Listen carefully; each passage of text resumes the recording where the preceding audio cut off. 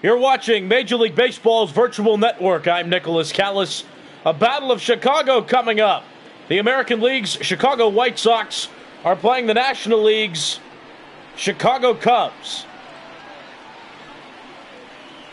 Jose Quintana taking the mound against his former team. We'll take a look at Quintana's numbers. He started his career with the White Sox in 2012. Was traded as a part of the deal that sent Eloy Jimenez to the White Sox. That was back in 2017, but here he is pitching now. 4-9 record in 19 starts with a 4.74 ERA entering play. And he'll start off facing Tim Anderson, the shortstop leading off for the White Sox of the Chicago White Sox team. Very good at getting on base at the top of this order. 294 hitter entering play. And he soft serves one out to right field. One pitch. One base hit for the White Sox. Tim Anderson wasting no time ambushing Jose Quintana.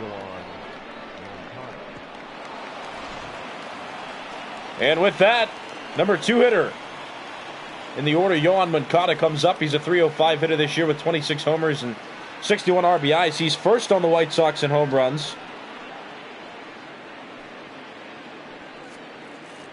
American League rankings put him 9th, below Josh Donaldson and J.D. Martinez. Runner goes from first. Strike called. Throw down is late. Victor Caratini could not throw out Tim Anderson. He now has 13 stolen bases this season. That ties him with Francisco Lindor for 8th among American leaders in stolen bases. Quick movement coming from the White Sox here. No ball, 1 strike count to Moncada. Soft liner over the head of David Bodie. Schwarber plays it. Anderson went back to second, protecting himself against getting doubled up on this line drive. And Bodie had a legitimate play. It just got past his glove as he was jumping. So runners on first and second, nobody out. And here's Jose Abreu. That's strike one. Abreu made his debut in 2014. Has become the franchise first baseman of the Chicago White Sox. His predecessor was Paul Konerko, one loved by many among White Sox fans and all of baseball too. He was a great guy and a talented first baseman offensively and defensively, but Jose Abreu came in and made a good name for himself. Tied the rookie home run record for a single month. He hit 10 home runs in April. A record that Trevor Story of the Colorado Rockies has also tied. Counts 1-2 on Jose Abreu. Now, as you saw from that graphic just a little bit ago, the Cubs are in second in the NL Central with a 51-48 record. And these White Sox are also in second place in their respective division, the AL Central. White Sox have a better record, though, but they're also playing in a tougher division. The White Sox are 57-42, but they're 14 games back of the division-leading 72-29 Minnesota Twins. It's been rough for the AL Central. The Indians are suffering the most. The Indians still have a respectable record at 54-46, but they're third. And the Tigers and the Royals are at the bottom. But it's been tough for the AL Central. The NL Central's been rather weak, and that's allowed the Cubs to make a bit of a comeback. Still, the Cardinals are leading the NL Central, though. That's in the air, played by Ian Happ. That's out number 1. Jose Abreu flies out. And with that, we'll look at the starting lineup for the White Sox, a team that bolstered itself in free agency this past offseason. A couple new additions, including Jasmine Grandahl and Edwin Encarnacion, although he's not in the starting lineup. Luis Robert also got called up and made his debut this year, so this team doing well. And if it weren't for the Minnesota Twins, who are the only team in baseball right now with over 70 wins, the White Sox might be closer to winning this division, but just an unfortunate year for them. The White Sox were leaders up until May, and at some point the Twins just got hot and stole the division lead away from the White Sox, and the Twins still lead it, and not only that, they have the best record in baseball. Jasmine Grandahl lined that one into right field, so the bases are now loaded with White Sox. Tim Anderson on third, Yohan Moncada on second, and Jasmine Grandahl on first. All three of those runners reached base on a hit. And with that, that'll bring up Eloy Jimenez, a product of the Chicago Cubs system. Never played a game with the Major League team. As he belts that one out toward left center field. Deep and gone! Grand slam home run for Eloy Jimenez. He homered off the guy that he got traded for. How about that? It's 4-0. The White Sox lead the Cubs.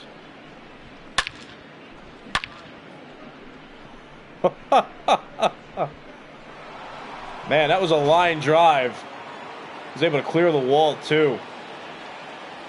One out, top of the first. Luis Robert stands in and takes ball one. That's new manager David Ross. You can't see his face from that camera angle.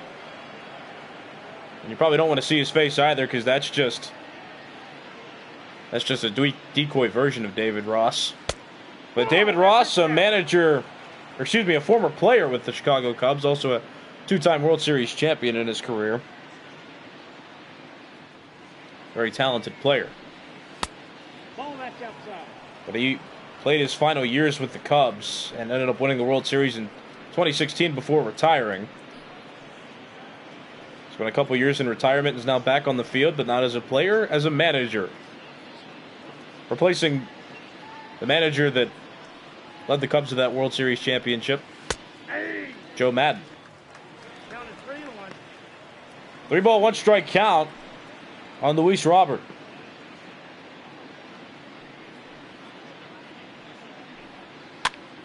Popped into the air. Playable, and the catch made by Daniel Descalzo. So 2 outs, top of the first inning, and with that, the number 7 hitter, Adam Engel, will come to the plate. Engel is playing right field. He hasn't been doing too poorly on offense either. 279 hitter with 10 homers and 36 RBIs entering play. He's replacing Nomar Mazara. Mazara injured himself a few months ago. He fractured his arm. He's still 1 to 2 weeks away from being eligible to taken off the injured list. Strike 2. Leury Garcia also dislocated his shoulder a couple weeks ago and is on the injured list for 1 to 2 months. So a couple prominent players on this White Sox team on the IL. There are a few from the Cubs on the IL as well.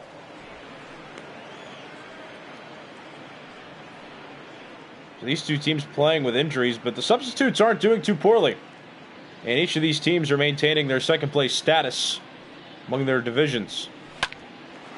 Ground ball left side off the glove of Kris Bryant. He recovers and gets the out. Well played by Kris Bryant. That ends the top of the first inning, but Eloy Jimenez already sent this blow into left center field. Grand slam homer. It's 4-0 White Sox going to the bottom of the first. You're watching Major League Baseball's virtual network. I'm Nicholas Callis. That's Ronaldo Lopez, making his 20th start this season. 8-4 record entering play with a 4.64 ERA, and he's eclipsed 100 innings pitched this season. Lopez spent 1 season in the majors with the Washington Nationals before getting traded to the Chicago White Sox. Ronaldo Lopez was supposed to be one of the rebuilding pieces. He hasn't blossomed into the potential that many have seen in him, but seems to be getting there with a winning record. The ERA could be lower, but that's okay.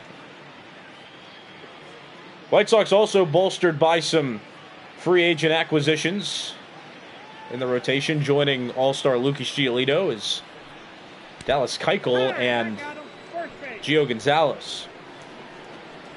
Well, first batter for the Cubs gets hit by a pitch. That's Daniel Descalzo. Descalzo's been good at getting on base. Whether it's by being patient and walking, making solid contact, or even that way, getting hit by a pitch. He's been an on-base machine, which is part of the reason why David Ross put him at the top of the order. But that brings up a dangerous hitter now in Kris Bryant, 270 hitter, also on base about 37% of the time and has an .862 on base plus slugging percentage. Well, runner on first, nobody out.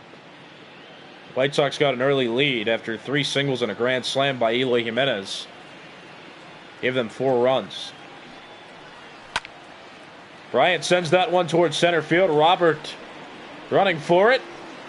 And he's got it. That's out number 1. And Descalzo will go back to first base. So one out bottom of the first. And here's the starting lineup for the Cubs, who have also been injury-ridden, as mentioned before. Not too many new players on the team, but David Bodie now playing short and Victor Caratini doing the catching. Because Javier Baez and Wilson Contreras are both on the injured list. Baez dislocated his shoulder about 3 weeks ago. So he'll be out for another 1 to 2 months. Then you have Wilson Contreras, who damaged his knee. And that was about 1 to 2 months ago, so he'll be back sooner than Baez will. Still about a 1 to 2 week recovery period for Wilson Contreras. And then somebody not starting today and not a regular starter because of the nature of being a pitcher, but Jon Lester fractured his arm nearly 2 months ago and scheduled to be back in 1 to 2 weeks. But he's on the injured list as well, a prominent starter in the rotation of the Cubs. Madrigal throws to Abreu. Out at first is Rizzo, but advancing to second on the play is Descalzo.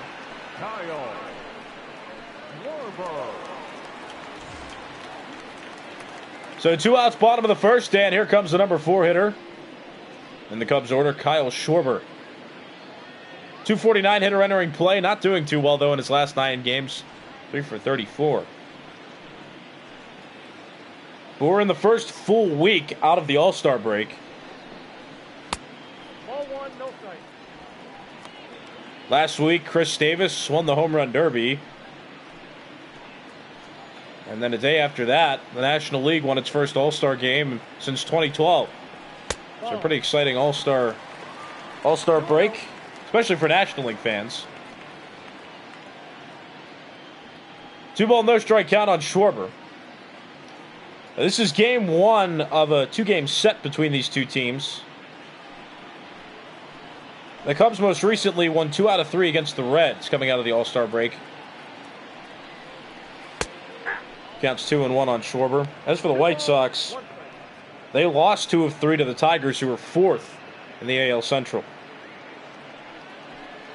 And after this set, the White Sox will match up against the juggernaut of this division, the Twins, in a 3-game weekend series. Oh, how can I forget the Futures game? That's right. Yeah, Futures game was good too. It was pretty exciting. Leadoff hitter Bobby Witt Jr. hitting a home run in that game. It came down to an exciting finish, but the American League Futures won that one. Hitters count on Schwarber, and he swings right through the 96-mile-per-hour fastball that counts full 3-2.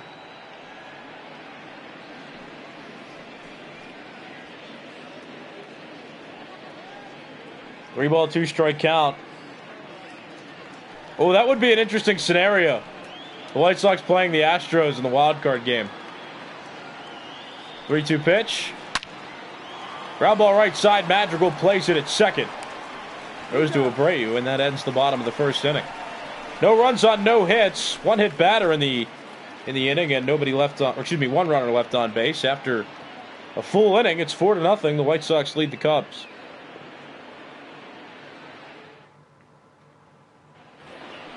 You're watching Major League Baseball's virtual network, brought to you by MLB The Show 20. I'm Nicholas Callis. 8-9-1 hitters due up for the White Sox in this half inning. Nick Madrigal, Ronaldo Lopez, and then back to the top for Tim Anderson. Since the Cubs are hosting an American League team, the National League rules apply, so there is no designated hitter in this game. So Edwin Encarnacion on the bench for the White Sox. Madrigal flies out to Ian Happ. That's out number 1. And with that, here's the starting defense for the Chicago Cubs. Schwarber in left, Happ in center, Hayward in right, Bryant at third base, Bodie at short, Descalzo at second, Rizzo, Gold Glover last year at first, and Victor Caratini doing the catching for Jose Quintana. Here's Ronaldo Lopez. Unsurprisingly, doesn't have a batting average yet this year. It's still 0. But being an American League pitcher, there are not very many opportunities to hit. No ball, 1 strike count on Lopez. Top foul, the count 0-2. Lopez signed out of the Dominican Republic with the Washington Nationals. Made his Major League debut there, but then got traded to the White Sox. And takes strike 3 called. First strikeout for Quintana, 2 outs, top of the second. The batter, number 7. And with that, here's the leadoff hitter, Tim Anderson, who got the ball rolling into the White Sox 4-run top of the first. Anderson singled, Moncada singled. As that one's fouled off. But then Grandahl singled, and Eloy Jimenez, hit a grand slam off Jose Quintana. And if you don't know the history, not that they have any beef against each other, but Quintana was traded to the Cubs, and Eloy Jimenez was a part of the deal that sent Jimenez from the Cubs to the White Sox. Soft fly ball out toward left. Schwarber coming on. He makes the catch. Top of the second inning is over. No runs, no hits, and nobody left on for the White Sox in their second offensive half inning. Going to the bottom of the second, it's the White Sox 4 and the Cubs 0.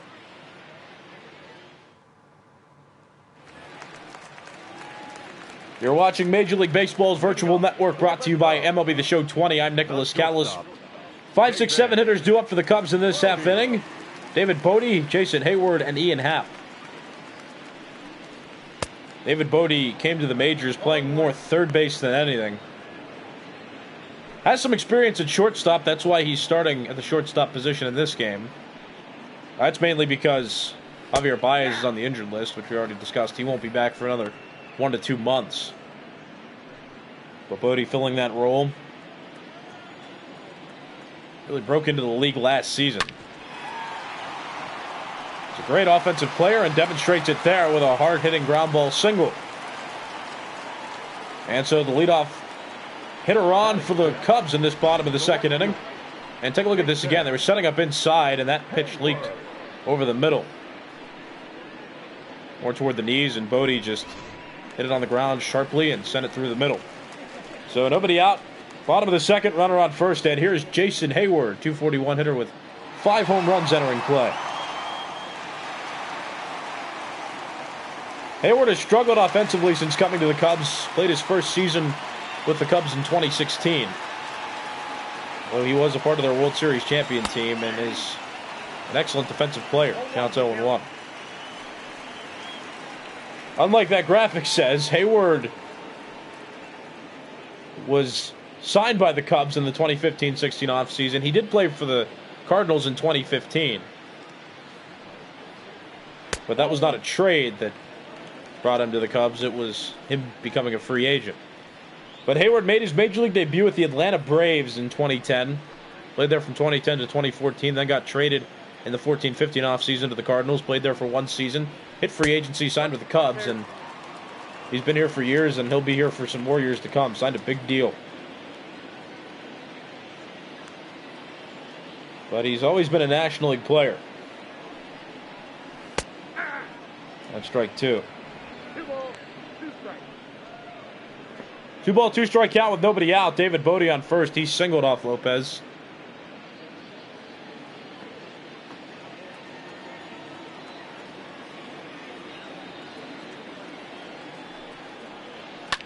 That's fouled off. The count still leaving 2-2 on the Cubs right fielder.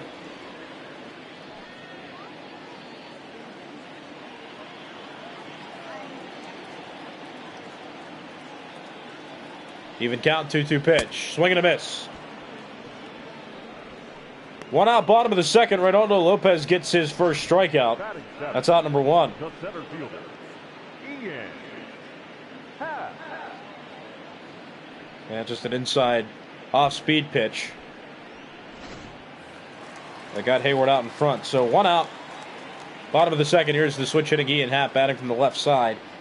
So the specifics of the Jason Hayward deal: he signed an 8-year, $184 million contract with the Cubs.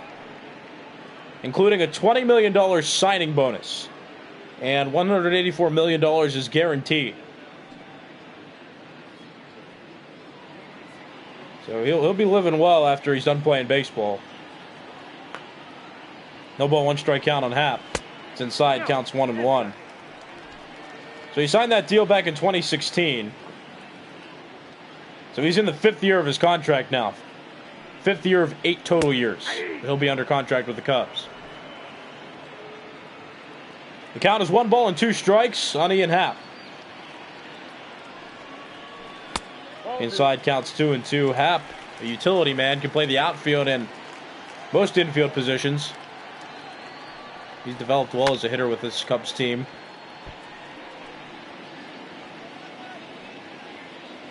Cubs using him in center instead of Albert Almora Jr. 2 ball, 2 strike count. On the ground, left side. Anderson to Madrigal. Over to Abreu. That's a double play. Bodie out at second. Happ out at first. And that ends the 2nd inning. So no runs on a hit for the Cubs. And no runners left on base. After 2 full innings, the White Sox have a 4-0 lead. You're watching Major League Baseball's virtual network, brought to you by MLB The Show 20. I'm Nicholas Callis. 2, 3, 4 hitters due up in this White Sox order: Yoan Moncada, Jose Abreu, and Jasmine Grandahl.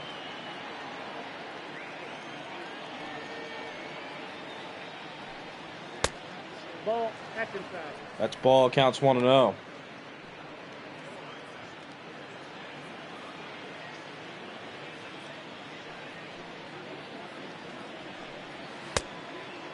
Just a bit high and no swing from Moncada, counts 2-0. Moncada, switch hitter, batting from the right side, broke out last year with the White Sox. Put up very good numbers. He was originally the 2nd baseman of the White Sox, but then there was a switch that happened within the last few years that sent Moncada to 3rd, and when Yolmer Sanchez was on the team, he played 2nd. Sanchez no longer with the White Sox, but Moncada has remained their 3rd baseman. Pretty good defensively and has put up outstanding offensive numbers, both last year and this year. Counts full 3-2. Jose Abreu on deck.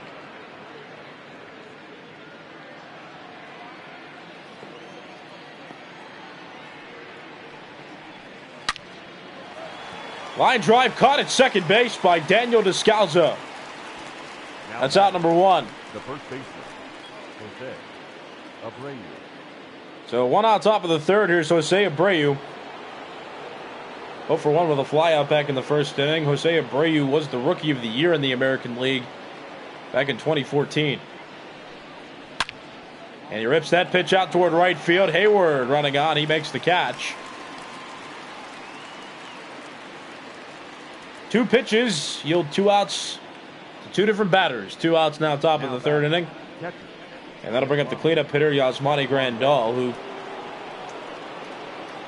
hit a single back in the 1st inning as a part of the trio of singles that then caused Eloy Jimenez to hit a grand slam. Anderson singled, Moncada singled, and Grandahl singled. And then Jimenez hit a grand slam home run. That's been the only 4 runs that the White Sox have scored to this point. Still early, top of the 3rd. Grandahl lifts that pitch out toward left center field. That's got a chance, but it won't get out. It's off the wall, played by Happ in center. He gets it into the cutoff man, Bodie. 2-out double by Jasmine Grandahl. Now batting, the left fielder, Eloy. And with that, Eloy Jimenez will come to the plate as we look at Jose Quintana's scoreline real quick. 4 earned runs so far on 5 hits. Struck out 1 batter. Hasn't walked anybody, but his best stuff's not crossing the plate. Here's Eloy Jimenez. Strike 1. 0-1. Jimenez, grand slam homer back in inning number 1. Jasmine Grandahl standing on second base. I'm sure the Cubs are happy that Grandahl signed with the White Sox in the offseason. He played for the Brewers last year. Not to mention that when the Dodgers and Cubs made it to the National League Championship Series a couple of times, Jasmine Grandahl was the Dodgers catcher. Now that Grandahl's in the National League and out of the division. Or excuse me, now that Grandahl's in the American League and no longer in the division or even in the league, Cubs don't see him very often. That's fouled off, count 1-2 on Jimenez. And as we mentioned before, it's such an interesting fact, I'll say it again. Quintana was acquired by the Cubs in exchange for a few prospects, but one of which was that man in the batter's box, Eloy Jimenez. And Jimenez, back in the first inning, in a grand slam off of him. The Cubs more on a downturn recently. The White Sox are on an upturn. They're rising up now more in their division. And they do qualify for a wild card spot. The Cubs are in contention for one. They're close, but if the season ended today, the Cubs would not make playoffs. It's like a 4-team race. The Braves, the Marlins, the Diamondbacks, and the Padres. And the Cubs. Count still 2-2. As for the American League, it's the White Sox and the Astros right now who are the top two teams. Ground ball left side, played by Bodie. Jump throw not in time. Jimenez beats it out.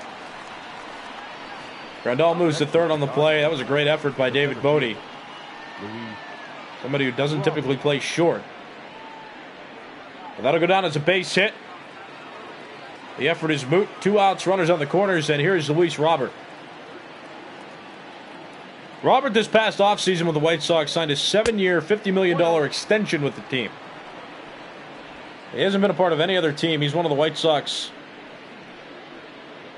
youngest players and one of their top prospects. But before he even played a major league game with the White Sox, he signed a 7-year, $50 million contract. This is his first year in the majors. Fouled off the count 1-1, but the White Sox committing to him early for somebody who hasn't played a single game in Major League Baseball at the time of the signing. Swing and a miss, counts 1-2. But he's been their starting center fielder for the majority of the season.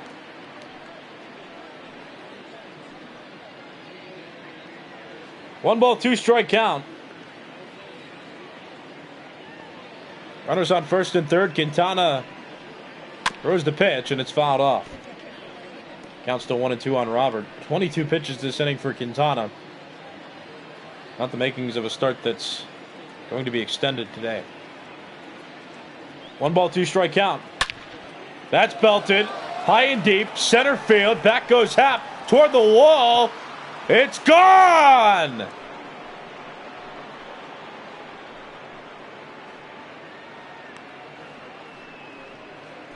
Rookie Luis Robert with a 3-run home run off Jose Quintana. It's now 7-0. The White Sox have extended their lead. Quintana has given up 2 home runs in this game, but both of those home runs have summed up all 7 runs he's given up. And here comes manager David Ross. There's Quintana throwing the ball to him. Can't pitch out of the third inning. 7 earned runs on several base hits, but 2 big homers, a grand slam and a 3-run home run. And giving the White Sox an early 7-0 lead. And here comes Alec Mills out of the bullpen. Mills making his 34th appearance of the season. Doesn't have a loss and won't get one today. Unless the Cubs make a comeback, and then Mills is the one on the mound who pitches and gives up the lead. But has a 3.90 ERA in 55 1/3 innings pitched. And here's Adam Engel, who swings and misses at strike 1. Eloy Jimenez in the first. Hit a grand slam home run following 3 singles by the White Sox. That made it 4-0. Whoa, that's down. Runners are on the corners for the White Sox with 2 outs. Luis Robert was up to the plate and hit a 3-run home run to dead center field. So 3 runs added to 4, making it 7-0. And look at that. Got him. That's an out. Ian Happ throws it right to second base. Tag applied by David Bodie, and out at second is Adam Engel, trying to extend that to a double. Well, the White Sox do get 3 runs in that half inning, thanks to this 3-run homer by Luis Robert. After 2.5 innings, it's the White Sox 7 and the Cubs 0. You're watching Major League Baseball's virtual network, brought to you by MLB The Show 20. I'm Nicholas Callis. 8-9 one-hitters due up for the Cubs in this half inning. Victor Caratini in the pitcher spot. Most likely Alec Mills will bat, and then it'll go back to the top for Daniel Descalzo. Caratini playing for Wilson Contreras, who's on the injured list. He hurt his knee about a month and a half ago, and his estimated recovery time is at 1 to 2 weeks now. Well, he'll be back soon, but that's why Caratini's in the starting lineup. Catch made by Yohan Moncada. The infield was shifted for the White Sox. So 1 out bottom of the 3rd, and that'll bring up the pitcher spot in the order, the number 9 hitter, Alec Mills. Mills has a good average for a pitcher, although he doesn't bat very much because he's a bullpen arm. He's the long relief pitcher in the Cubs bullpen. And right now he's mopping up the performance of Jose Quintana. Quintana, 7 earned runs, given up in 2 2/3 innings. 1-1. Mills came in, got the final out of the top of the 3rd inning. But the White Sox have created some early damage for the Cubs to try to clean up. 1 ball, 2 strike count. Ronaldo Lopez pitching in his 3rd inning for the White Sox. Outside counts 2-2.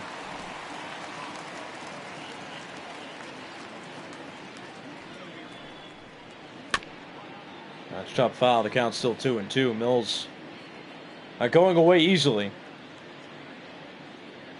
making Lopez work a bit harder. Swing and a miss. Set pitch got him. 95-mile-per-hour fastball. 2 outs, bottom of the 3rd. Lopez with his 2nd strikeout. Top of the order coming up for the Cubs now. Daniel Descalzo to bat.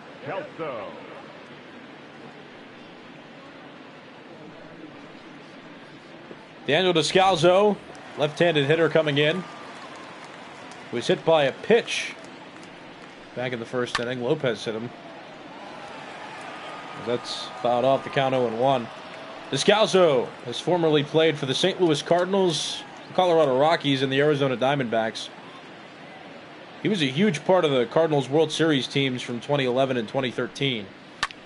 He was part of that World Series champion team in 2011 and also the team that lost to the Red Sox in 6 games in 2013. Well, he lines out there to Luis Robert, and that ends the 3rd inning. No runs on no hits, and nobody left on base for the Cubs. After 3 full innings, the White Sox have a 7-0 lead. You're watching Major League Baseball's virtual network, brought to you by MLB The Show 20. I'm Nicholas Callis. There's Heidi Watney. Watney likes to speak to Matt Vasgersian, but not to me, which is okay. I'm not hurt by that at all. But the White Sox are scheduled to bat in the top of this 4th inning. 8-9 one-hitters due up for the Sox. Nick Madrigal, Ronaldo Lopez, and Tim Anderson. Madrigal, one of the top prospects for the White Sox. He'll get an opportunity to start for another at least month. That's a ball. The fact that Leury Garcia is on the injured list. 1-1. He made his Major League debut this season. But he is one of their top prospects, and he is naturally a second baseman. Doesn't really play anywhere else. That's ball 2. 1-1 down low, counts 2-1. His numbers aren't lights out this season either. Nothing outstanding. The White Sox hoping that, just like Luis Robert, that Madrigal will develop and eventually become their everyday second baseman. It's not even a guarantee that when Leury Garcia comes off the injured list that Madrigal will stay on the Major League roster. So he's still fighting with something to prove and a job to fill. It's a full count on him. Madrigal, the leadoff hitter in this top of the 4th inning. Alec Mills now on the mound for the Cubs. Too high, that's ball 4. Leadoff walk issued to Nick Madrigal. With that, Ronaldo Lopez will come to the plate. Ronaldo Lopez struck out in his first at bat. But he comes up here now in a potential sacrifice situation, and he started his career in the National League. So bunting might be a part of his specialties when it comes to offense, and this is a bunting situation. Lopez does show bunt. Gets it down the first base line. Played by Rizzo. Throws to second. They get the out. Back to first. Safe. Madrigal out at second base. Lopez beats out the back end at first. This wasn't a bad bunt, but Anthony Rizzo had an advantage because he's left-handed. He didn't have to spin around or pivot. He had a clear throwing lane to second base. So Madrigal forced out at second. Lopez beats out the back end. Lopez reaches on what has scored a fielder's choice. One out, top of the fourth. Here comes Tim Anderson. Anderson 1 for 2. He singled back in inning number 1. The White Sox got 4 runs in the first inning after 3 singles. And then Eloy Jimenez hit a grand slam home run. In the third inning, with 2 outs and runners on the corners, Luis Robert hit a 3-run home run that made it 7-0. And Schwarber can't make the play. He bobbles it out and left, but Lopez, being a pitcher, doesn't run well, so only 1 base advanced by Lopez. Tim Anderson on first base with his second hit of the game in 3 official at-bats. So runners on first and second with 1 out, and here is the third baseman of the White Sox, Yoan Moncada. Liz Bastic, hello. Nice of you to be joining us here. First pitch to Moncada. Nope. Ball 1.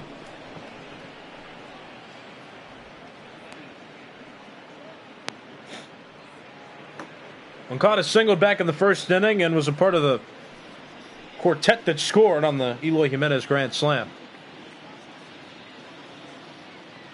1 ball, no strike pitch. Right down the middle, counts 1-1.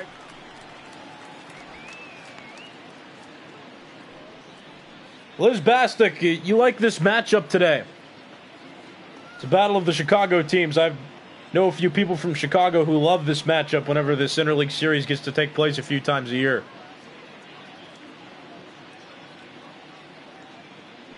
1-1. Down low, counts 2-1.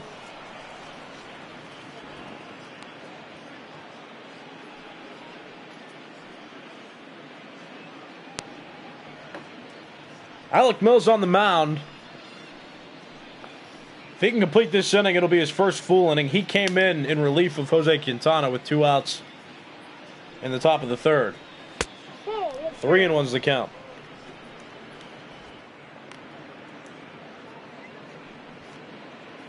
Mills got the final out of the third inning.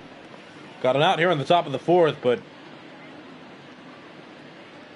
put up 2 base runners, 1 on a walk and 1 on a single. Up the middle, base hit. Lopez rounds third. He's going to try to score. The relay is not in time. Ronaldo Lopez scores from second base. Now back, the first baseman.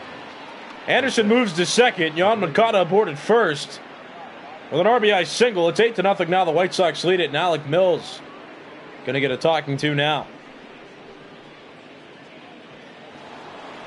Either the pitchers are throwing flat pitches or the White Sox just have an eye for the ball tonight. Here's Jose Abreu, who fouls that pitch off, counts 0-1. Abreu, one of a few players that hasn't gotten a hit yet or reached base at all. He was the first out of the first inning. He was right in the middle of the 3 singles and grand slam. Anderson and Moncada singled. Abreu got out. Then Grandahl singled and Jimenez hit the grand slam. No ball, 2 strike count on the White Sox first baseman.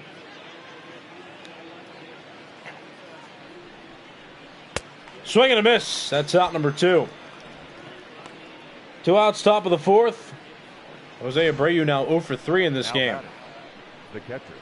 Now take a look at that pitch. Look like it had some movement on it. It was a straight pitch that veered a bit. 2 outs, top of the fourth. Here's Jasmine Grandahl. A double and a single in this one. Has the 2 hardest parts of the cycle left to earn a cycle. Needs a triple and a homer. Not the count's 0-1.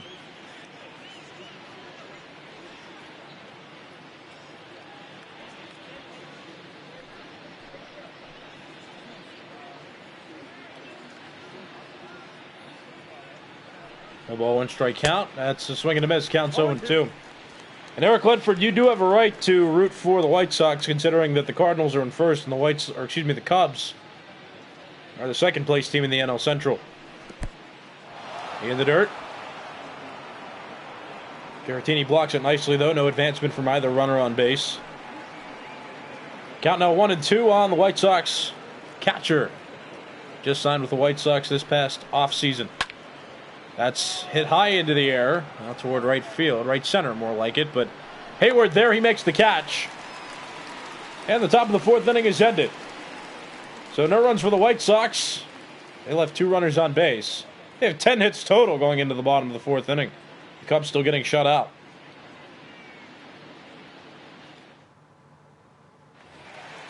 You're watching Major League Baseball's virtual network, brought to you by MLB The Show 20. I'm Nicholas Callis.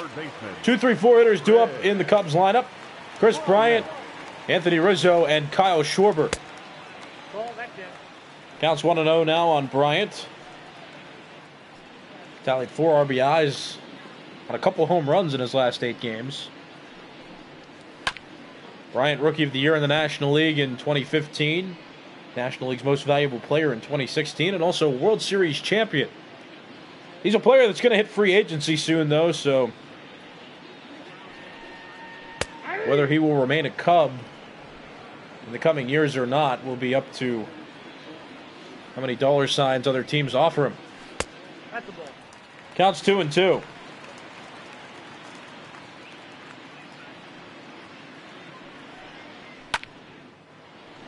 That's popped up. Bryant just missed that pitch. It was right down the middle. Grandahl catches it. That's out number 1. Bryant pops out. The first baseman, Anthony. And with that, Anthony Rizzo will come to the plate. Rizzo 0 for 1.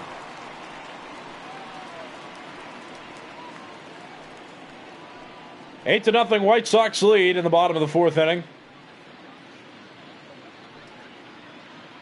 The White Sox got 4 runs in the 1st inning on an Eloy Jimenez grand slam.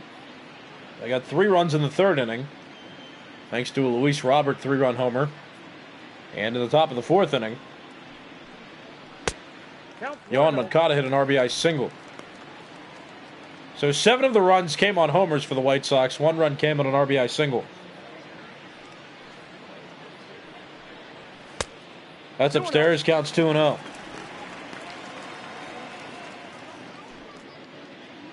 Ooh, that's a hot take right there. Chris Bryant to the Phillies. That's deep out toward left center field. Not going to be played. It's off the wall on a hop. Jimenez plays it and gets it in quickly. That doesn't stop Anthony Rizzo from getting an extra base hit. He's on second with a double. 1 out, bottom of the 4th. Here's Kyle Schwarber. 0 for 1 against Ronaldo Lopez in this game, and he takes strike 1.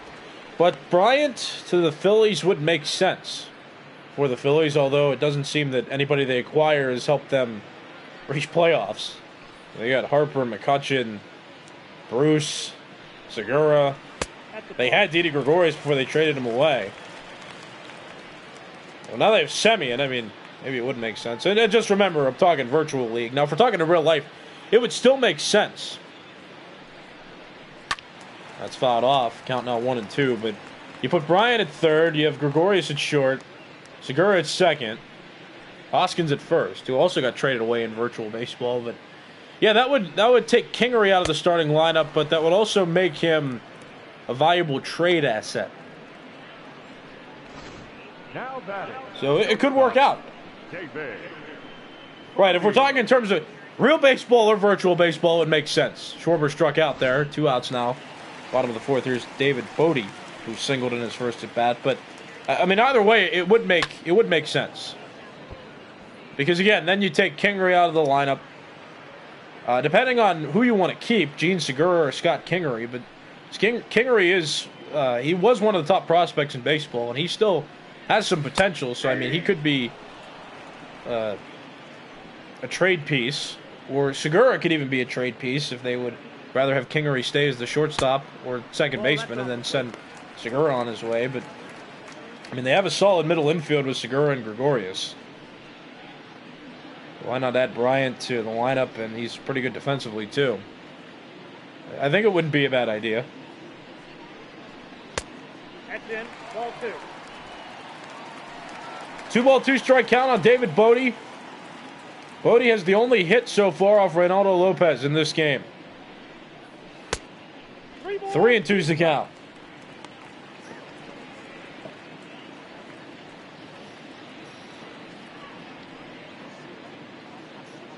It's a full count on David Bodie, the starting shortstop for the Cubs. The White Sox have an 8-0 lead. Anthony Rizzo doubled. He's in scoring position still at second base.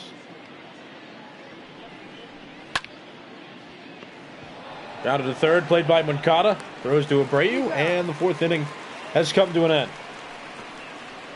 So no runs for the Cubs on one hit. And one runner left on base after 4 full innings. It's 8-0, the White Sox lead it. You're watching Major League Baseball's virtual network, brought to you by MLB The Show 20. I'm Nicholas Callis.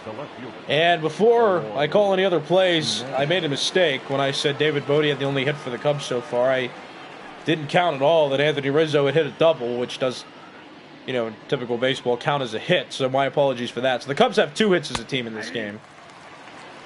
No runs to show for it. The White Sox have 8 runs on 10 hits. As Jeremy Jeffress starts to warm up for the Cubs.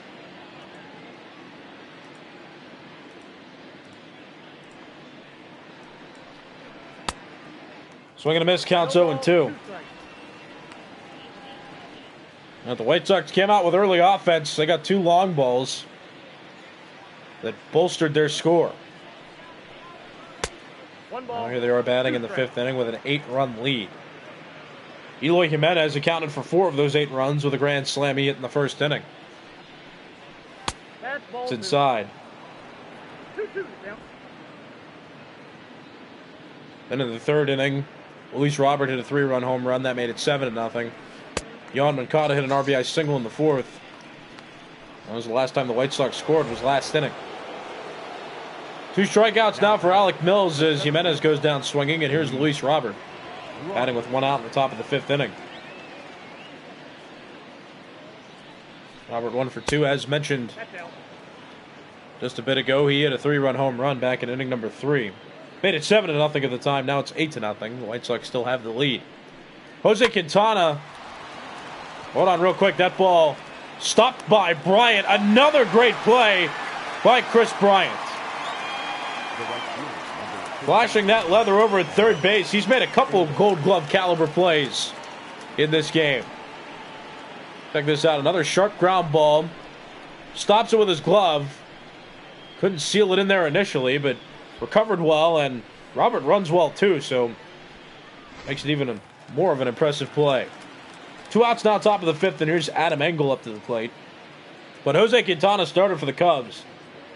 He couldn't pitch out of the 3rd inning. He pitched 2 2/3 official innings, and he gave up 7 earned runs in his start. Alec Mills got the final out of the 3rd inning and pitched a scoreless 4th. He's 1 out away from pitching a scoreless 5th. And I lied again. I got 1 ball, 1 strike. Mills has given up 1 run so far, and it was in the 4th inning. 1 earned run in the 4th, but he got the final out of the 3rd, and right now, 2-1. At this point, he hasn't given up a run yet in the top of the 5th.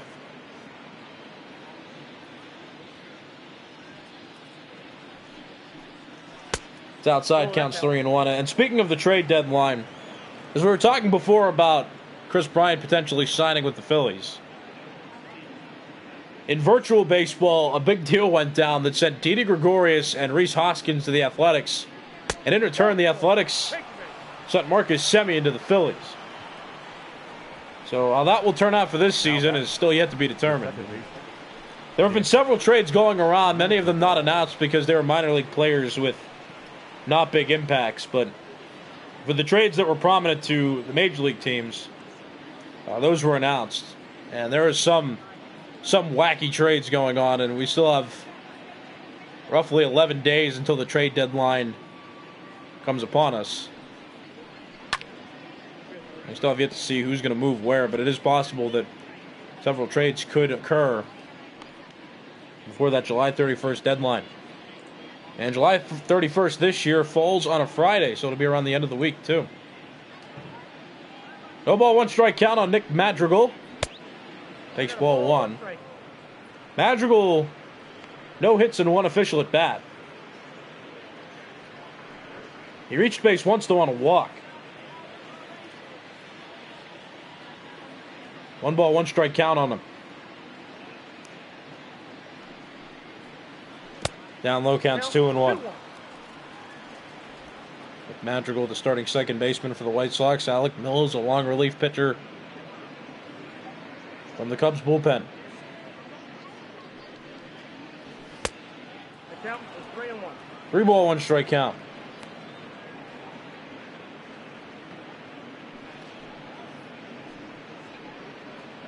So hitters count on Madrigal, 3-1.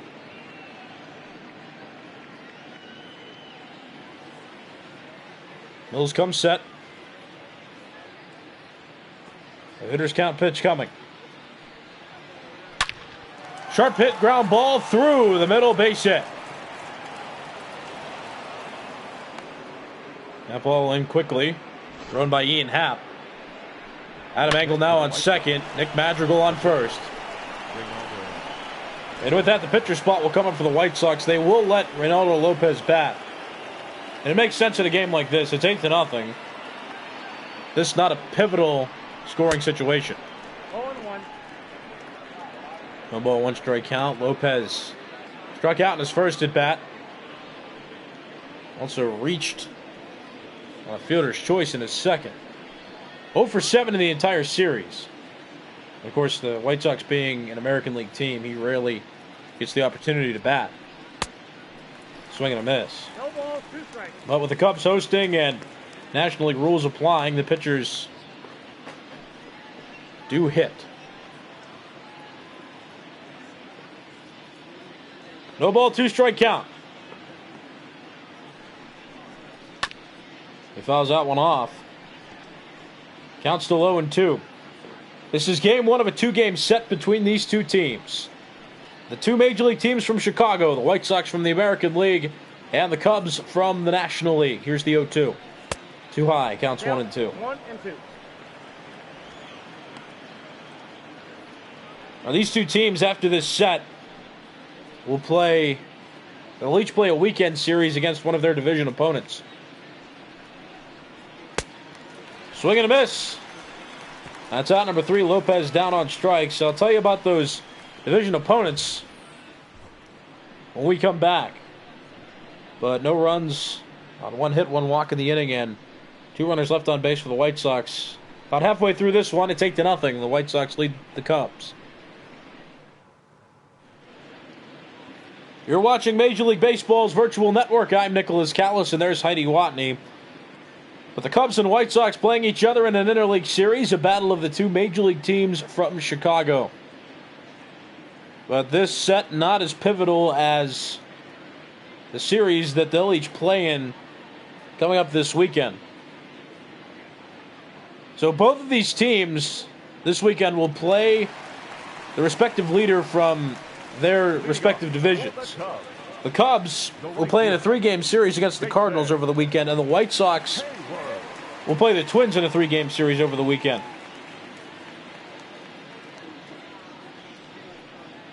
And actually, I'm going to correct myself. The Cardinals and Cubs will be playing each other in a 4-game series. Oh, wow, I miscounted. I need to learn how to count. The Twins and White Sox will play each other in a 4-game series, as will the Cardinals and the Cubs, coming up this weekend. So it makes it even more of a crucial series. More games to play and more potential standings to be affected. Hayward with a fly ball toward left. Jimenez under it. He makes the catch. So the fans were on home run alert there for a second, but Jimenez kills their hopes by making the catch. So 1 out, bottom of the 5th. Now here's Ian Happ, switch hitter, batter from the left side. But just to clarify, the Twins will play the White Sox this weekend in a 4-game series. The Twins are the division leader, the White Sox the number 2 team. And then the Cardinals and the Cubs will play each other this weekend as well in a 4-game series. The Cubs the second place team, the Cardinals the first place team in the NL Central. And the White Sox and Twins from the AL Central, but 2 important matchups. The Cubs are much closer to the White Sox. The Cubs are much closer to the Cardinals than the White Sox are in relation to the Twins. The Cubs 51-48, 5.5 games back of the 57-43 Cardinals. Now, the Twins have the best record in baseball. The Twins are the only team in baseball with over 70 wins. They're 72-29. Now, the White Sox have a respectable 57-42 record, but they're 14 games back of the White Sox. So, a series that might matter. The White Sox can stop the inevitable playoff team in the Twins by perhaps maybe sweeping that series, which we'll see how likely that is when they play. But just unfortunate for the White Sox to be in the AL Central this year with a Twins team that has improved tremendously and is winning the most ball games so far among Major League teams. Ian Happ just walked against Ronaldo Lopez. 1 out, bottom of the 5th. Here comes Victor Caratini. Switch hitter batting from the left side. Lopez started this game for the White Sox. So far hasn't given up a run yet. He's let up a few base runners on walks, hit by pitches, and hits.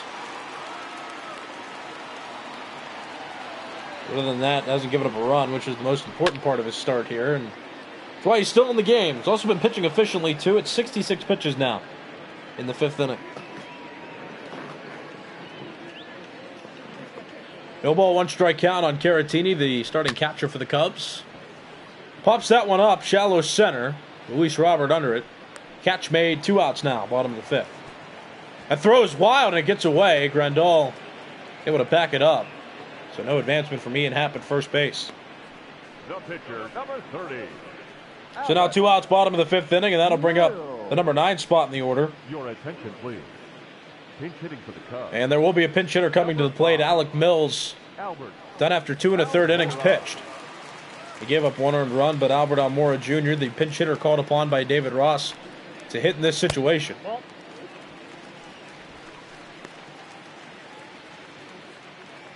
Albert Almora Jr., an outfielder with this Cubs team.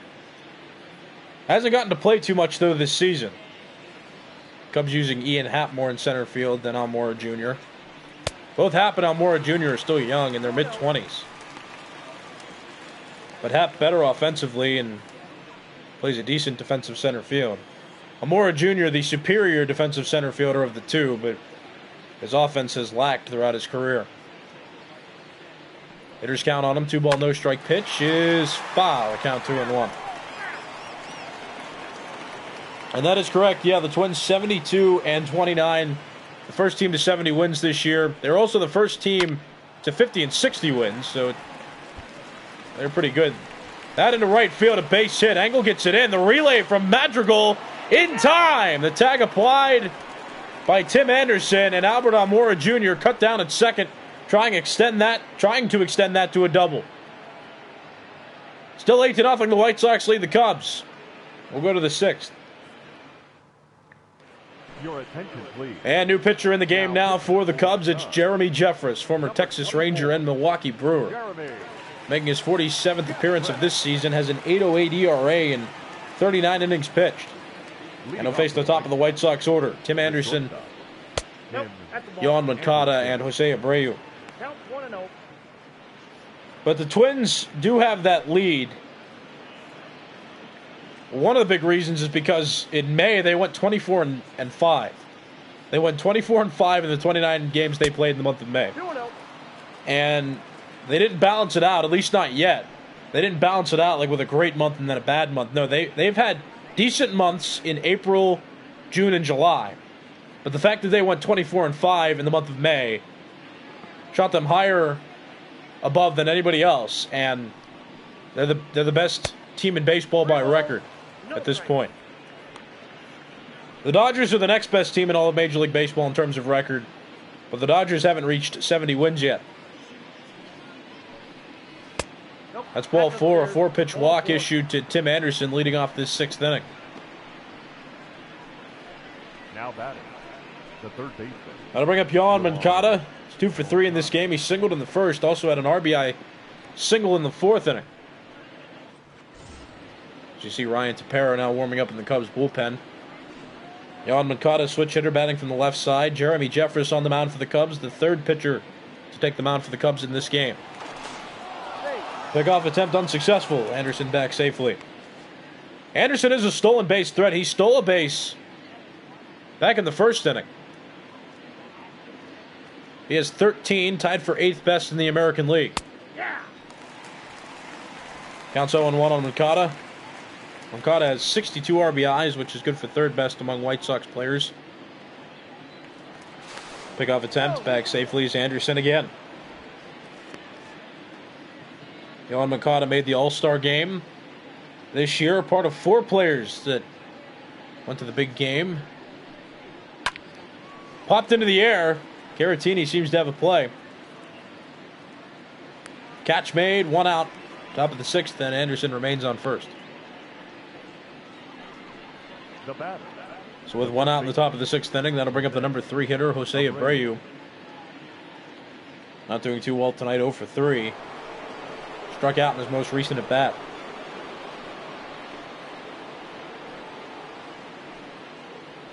The White Sox tied for the most representatives among American League teams in the All-Star game this year.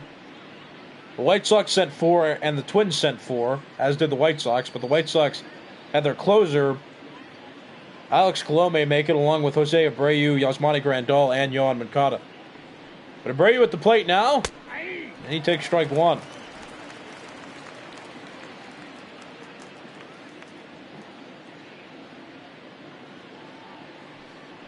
No ball, 1 strike count. And strike 2. Yeah, as of a 2015 study, or at least before the Cubs won the 2016 World Series, 16% of teams with the best record in baseball went on to win the World Series. Which seems astonishing, but yeah, the best record, the team with the best record, now batting, more often than not, does not win the World Series. Jose Abreu strikes out swinging there. That's out number 2. Top of the 6th, now here's Jasmine Grandahl, who singled and doubled in this game. Also scored on both the home runs the White Sox hit in this game. He scored on the grand slam from Eloy Jimenez in the 1st, and he scored on the 3-run homer by Luis Robert in the 3rd.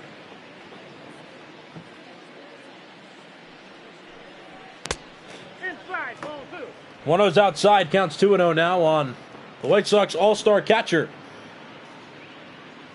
Jasmine Grandahl made the All-Star game with 3 of the 4 teams he's played for in his career. He made it once with the Dodgers, made it with the Brewers last year, and he made it with the White Sox this year.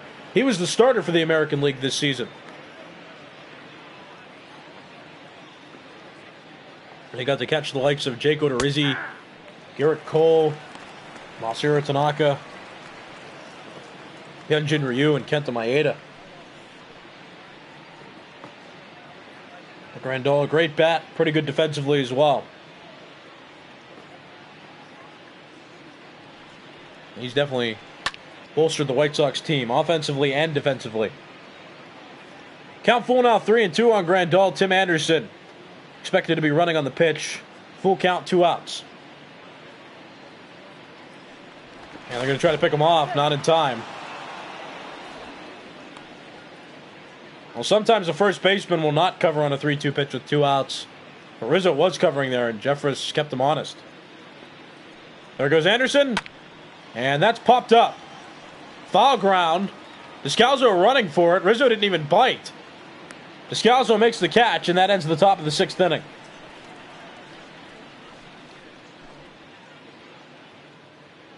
No runs, no hits, 1 walk in the inning, and 1 runner left on for the White Sox after 5.5 innings.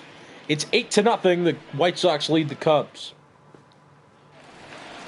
You're watching Major League Baseball's virtual network, brought to you by MLB The Show 20. I'm Nicholas Callis. Top of the order, do it for the Cubs in this half inning. Daniel Descalzo, Kris Bryant, and Anthony Rizzo. Descalzo reached base once earlier. He was hit by a pitch back in the first inning. It was the first inning, not the third inning, but here he is here. Ronaldo Lopez still on the mound as Descalzo hits that one to the right side. Madrigal to Abreu. That's one out in the bottom of the sixth. So Descalzo down on one pitch. He's now 0 for 2 officially, and with that, Kris Bryant will come to the plate. Bryant was experimented with at the top of the order to start this year. But as you see, his on-base percentage not the highest among National League players. It's .363. As he hits that one out toward right field. Going for the corner. That's a fair ball, and it stays in the park. Bryant on his way to third base, and he is in there safely. Kris Bryant with his 6th triple of the season as we look at triples leaders in the National League. That's entering play, but Kris Bryant has now tied himself with Ronald Acuna Jr. for the 4th most triples in the National League with 6. And he's 1 triple away from tying the 2nd most triples among National League players. Here's Anthony Rizzo. That's ball 1. But to finish the statement about Kris Bryant, they tried using him as a leadoff hitter. But with all the injuries, such as to Contreras and Baez, 2 heavy contributors in the lineup, Bryant was moved down to number 2 in the order, and Descalzo getting on base frequently seemed like a good fit to David Ross, and he got moved to the leadoff spot in the order. That's inside, counts 2-1. Yeah, Ronaldo Lopez made his debut with the Nationals and played there throughout 2016, then got traded to the White Sox. He's gotten better with the White Sox. Hasn't had good numbers, though, over the past seasons, but this year he's doing well, 8-4 record. His ERA is a bit high, but he's been a part of one of the better teams in the American League. Now batting. Anthony Rizzo strikes out there. That's out number 2. And with 2 outs in the bottom of the 6th, Kyle Schwarber will come to the plate. And to touch upon Eric Ledford's statement up there, too. Yeah, that's why playoffs become so exciting, and when you have enough teams participating, that's what makes playoffs exciting. The fact that the best team still can't win at all. And the Nationals got hot at the right time. They got hot in September. They won games. They found them. They went from, was it 18 or 19 wins after April. 31 losses, and they went on not only to secure a wild card spot, but they got home field advantage because of how hot they got in the later months, especially in September. And they went on to win the World Series because of it. That has a chance to be fair, and that ball is way gone. Kyle Schwarber with a 415-foot home run off Ronaldo Lopez. Well, at least the Cubs won't get shut out in this game. It's 8-2. The White Sox still lead it.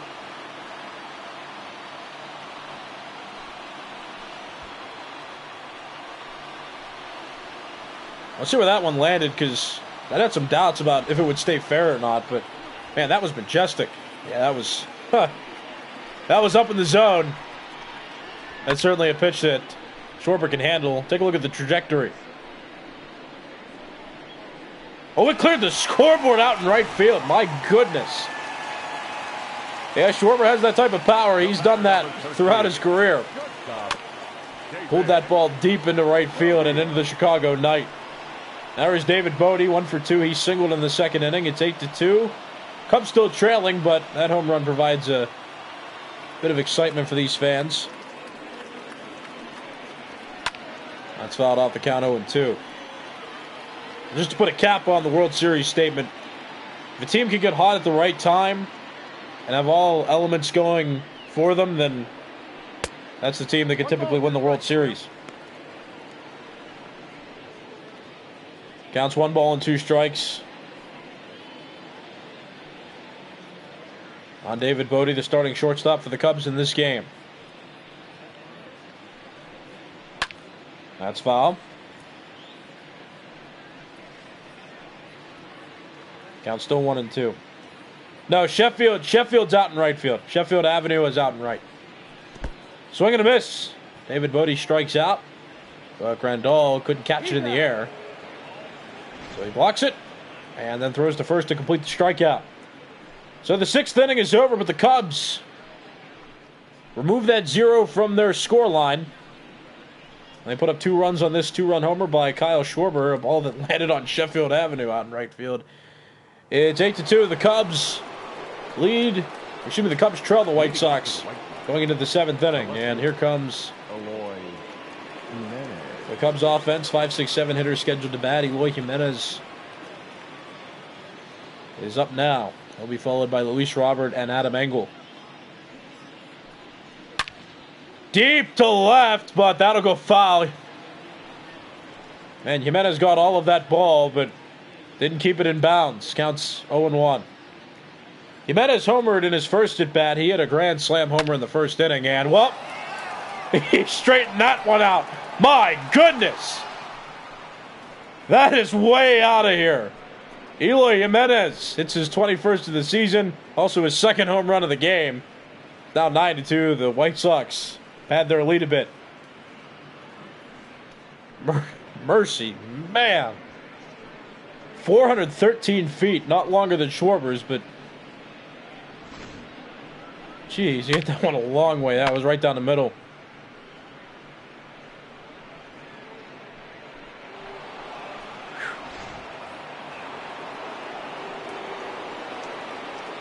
Here comes Luis Robert, who also hit a long ball in this one. He hit a 3-run homer back in inning number 3. That made it 7-0 at the time. 8 of the 9 White Sox runs came on home runs. A grand slam by Eloy Jimenez in the first, a 3-run homer by Luis Robert in the third, and then Eloy Jimenez just tacked on another via home run to lead off this inning. Strike 1 on Robert. The only run not scored on a home run was an RBI single by Yohan Moncada in the 4th. Jeremy Jeffress, the 3rd Cubs pitcher out of the bullpen. David Ross not in a hurry to bring in bullpen arms for this game, specifically because it was lopsided by the 3rd inning. Jose Quintana lasted 2 2/3 innings as the starter for the Cubs. Gave up 7 of the 9 earned runs now. I got to count 2-2. And he's in line for the loss in this game. Alec Mills gave up the RBI single to Moncada in the 4th. And Jeremy Jeffress came in, pitched a scoreless 6th, but just gave up the home run to Eloy Jimenez here in the 7th. And now Robert follows up the home run with a hit, and that's going to reach the corner.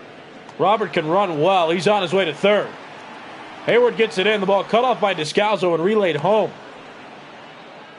But there is nobody out. And Luis Roberts standing on 3rd now with a triple. Now that's part of the downside of this Wrigley Field outfield where the dimensions are. It's 365 out to right field, and that corner is small. Wrigley Field, one of the oldest ballparks, in fact the 2nd oldest ballpark still standing in Major League history. It's been around since the 1900s, the early 1900s.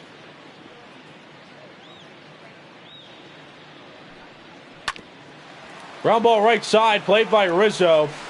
He'll elect to just step on the first base bag, which forces out Engel at first. Meanwhile, The second baseman. Luis Robert scores from 3rd base, so an RBI for Engel, and it's now 10-2. The White Sox lead the Cubs. So 1 out top of the 7th, base is empty. Here's Nick Madrigal, who singled earlier in the game. This is his 4th plate appearance. He reached once on a walk in this game, too. Counts 1-0. This is game 1 of a 2-game set between the 2 Chicago teams in Major League Baseball. The White Sox from the American League and the Cubs from the National League. Swing and a miss. Get down 1-1.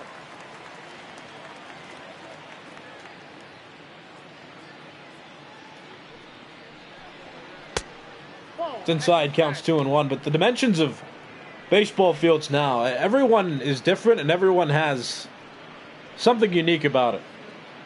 But for Wrigley Field specifically, the walls are further back, which limit home runs. But especially when a hitter hits the ball into a corner like that, it's easier for a batter to round the bases and get a triple and maybe even an inside-the-park home run, depending on where the ball ricochets off of and how fast the runner is. That's strike 3 called. That's out number 2 in the top of the 7th inning. Now watch this pitch. It was well placed. The umpire gives Jeffress the call. Take a look at that view. Got across home plate to be called a strike. 2 outs, top of the 7th. Ronaldo Lopez batting again for the 4th time in this game. He's been pitching efficiently. He's given up 2 earned runs to this point. And because he bats here, he will likely go out for the bottom of the 7th inning. Several White Sox bullpen members getting a day off. Swing and a miss, counts 1-1.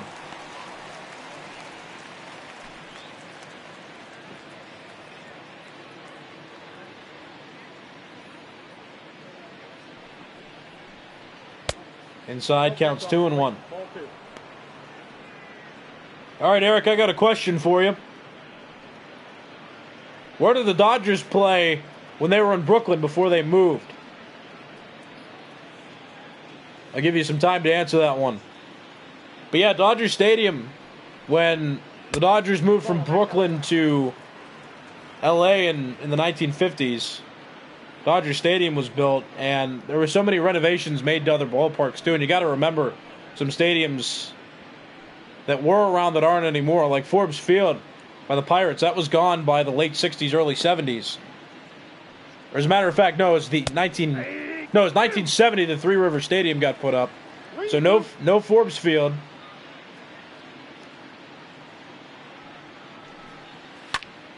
Three-two's hit in the air out toward right. Jason Hayward under it. He'll make the catch. We'll talk more about stadiums when we go to the bottom half, and that'll be good because there's no commercials anyway. Let me just say formally, a couple runs scored by the White Sox on a couple hits. And after 6.5 innings, it's 10-2. The White Sox lead it. You're watching Major League Baseball's virtual network, brought to you by MLB The Show 20. I'm Nicholas Callis. The Truth 123. You can answer that question too, but where did the Dodgers play when they were in Brooklyn before they moved to Los Angeles? You can go ahead and answer. But just to talk about Dodger Stadium, there it was when it was built. Obviously, it was the newest ballpark, so it couldn't have been the oldest. But when you think about the renovations to all stadiums throughout history, and especially recently, but you had Forbes Field that was taken, that wasn't used anymore. Three River Stadium got put up in 1970. So that was the Pirates. Yankee Stadium got torn down in 2008, and that got replaced with a new stadium. And Yankee Stadium had been around since 1923 or 1920. So was it? No. Babe Ruth was acquired by the Yankees in 20. But yeah, 1923, first year the Yankee Stadium was open, and that got torn down in 2008. So when you think about all the other stadiums too, like all the other teams getting new stadiums, it starts to make sense that Dodger Stadium is one of the oldest fields in baseball. And even though it feels newer because the Dodgers moved a long time, like even though the Dodgers moved in what seems like it's more recently, you got to think that the early 1950s now are a long time away, and Dodger Stadium has been up since the Dodgers moved. That's out in the left field, base hit for Jason Hayward, and he's got extra bases. He stops at second. He's content with a leadoff double off Ronaldo Lopez, who's pitching now in his 7th inning. The center fielder, number 8. The Truth 123, that is correct. Ebbets Field in Brooklyn, New York. That was where the Dodgers played before they moved to Los Angeles. Well, here comes the manager for the White Sox.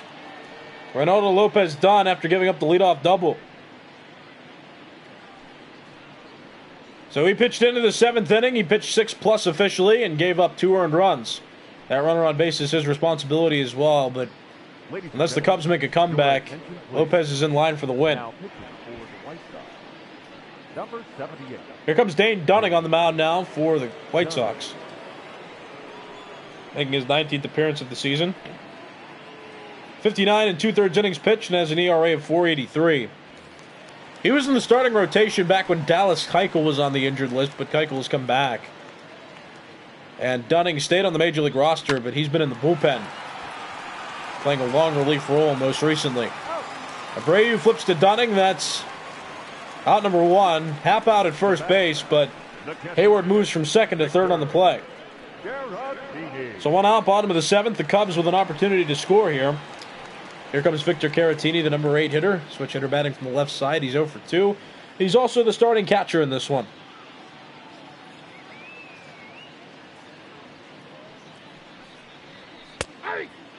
That's called a strike, counts 0-1. Caratini starting for the injured Wilson Contreras, who still has another week or two on the injured list. But even with all the injuries to Javier Baez, Wilson Contreras, and Jon Lester, the Cubs still a contending playoff team. They don't have a wild card spot right now, though they're close, and they're second in their division. But the fact that they're second still gives them hope. They could be a playoff team come October. Dunnig throws to Abreu. Out at first is Caratini. That's out number 2. Hayward scores from third on the play. So now it's 10-3. The Cubs trail. And that earned run charge to Ronaldo Lopez. He was responsible for letting Hayward hit that double. So the book officially closed on Ronaldo Lopez. 6+ innings. 3 earned runs given up. And again, unless the Cubs make a comeback, Lopez is in line for the win.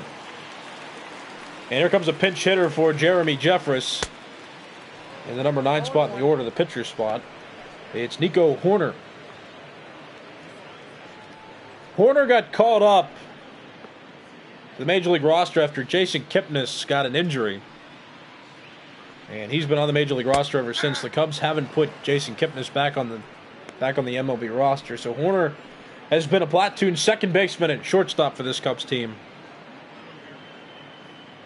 And right now the starters are David Bodie and Daniel Descalzo, but Horner an even bigger responsibility since Baez is on the injured list. Horner starts regularly for this Cubs team. He didn't start tonight. But it's kind of a rotation among middle infielders now. Descalzo, Bodie, and Horner. Inside a bit, counts 2-2. But Horner, one of the top prospects formerly with the Cubs, made his Major League debut last year. When Addison Russell was off the roster, Horner came up and got to play a few games with the Cubs. And he lines that pitch into left. That is foul. The count still 2-2.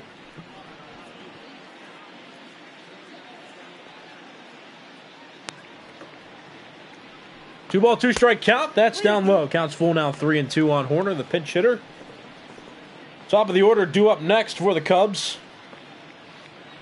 Daniel Descalzo would bat next if Horner could reach base.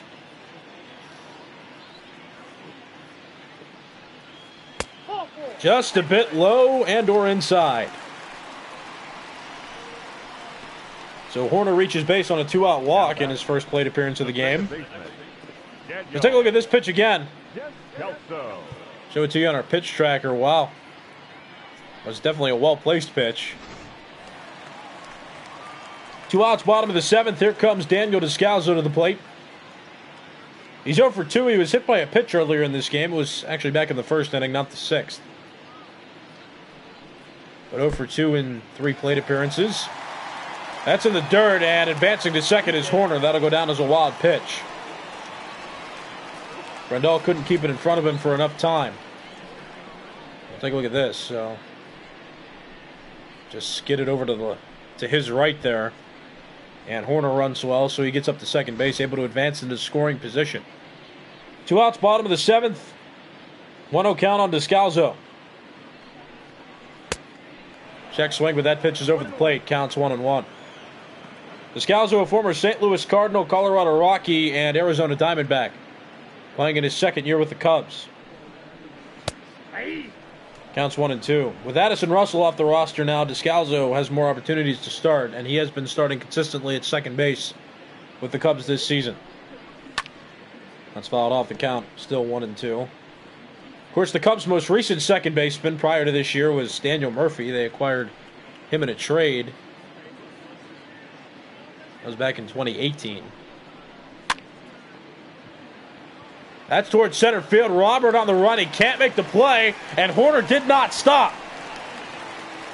Horner scores from second on that softly hit fly ball into shallow center.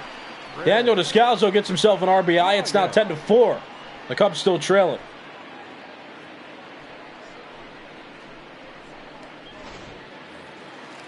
So it's Daniel Murphy, who was the starting second baseman after he was acquired. And then Addison Russell went back to being the starter, but Russell had some issues, got removed from the roster, and coming into this year, it's been Descalzo.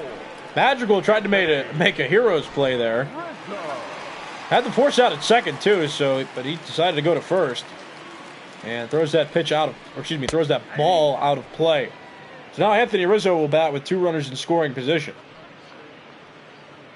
After that ball went out of bounds, Descalzo got to go from first to third, and Bryant was awarded second base. That was an error on Madrigal. 1-1 count on Rizzo. Rizzo 1 for 3. He hit a double earlier for his only hit of the game so far. That's a base hit into left field. Rizzo now has a couple hits. 1 run scores. Second runner coming around, and he will score. Descalzo scores from third. Bryant scores from second. And Anthony Rizzo aboard with his second hit of the game and his first 2 RBIs of the game. The Cubs right back in this one now. It's 10-6. They're back within slam range. Your attention, please. And with that, Dunnig taken out of the game, and into the game comes Jace Fry, making his 49th appearance of the year. Has a 2.38 ERA and 56 2/3 innings pitched. And his first batter will be Kyle Schwarber. So Jace Fry could be replaced if he can get this out, and that's one of the big reasons the White Sox put him in, to try to get Schwarber out. And this is crucial because if Fry doesn't record this out, he still will have to face 2 other hitters past Schwarber. That's strike 2. Remember, with that new rule, players or pitchers must face a minimum of 3 hitters before being allowed to be replaced. But Fry ahead in the count. No balls, 2 strikes. Swing and a miss. Fry got Schwarber on 3 pitches. And the 7th inning has come to an end. But the Cubs strike for 4 runs in that half inning. It's 10-6 going into inning 8. And who's the new pitcher coming into the game for the Cubs? It's Ryan Tapara, making his 55th appearance of the season. He has a 4.19 ERA and 53 2/3 innings pitched. The Cubs back in this game. Leading off for the White Sox, the shortstop. The most they were down in this game was 8 runs. But now it's a 4-run game late. And a grand slam at this point could tie the game. 1-0. The White Sox also have 2 more offensive chances to help build upon their sizable lead already. They were up 8-0 Nope. Outside. at the end of 4 innings.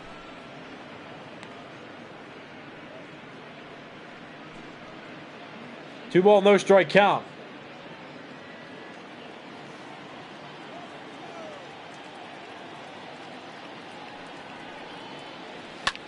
That's fouled off. The count now 2-1. The first run scored by the Cubs were on a 2-run homer by Kyle Schwarber.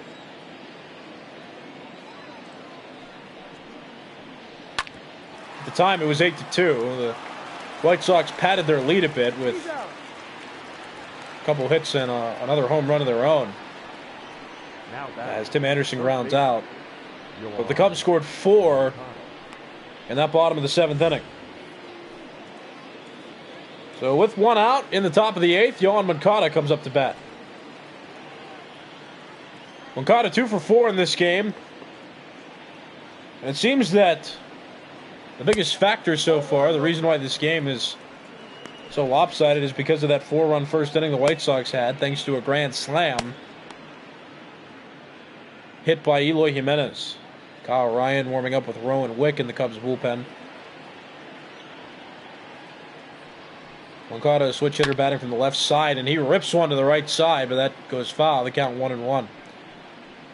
The White Sox have gotten 3 home runs in this game. A grand slam from Eloy Jimenez, a 3-run homer by Luis Robert, and then a second home run, a solo home run hit by Eloy Jimenez. Yohan Moncada also responsible for one of those runs scored. He had an RBI single in the 4th inning. Adam Engel also had an RBI ground out. That followed a Luis Robert triple. So it's 1 ball, 2 strike count on the White Sox third baseman. Swing and a miss. That's out number 2.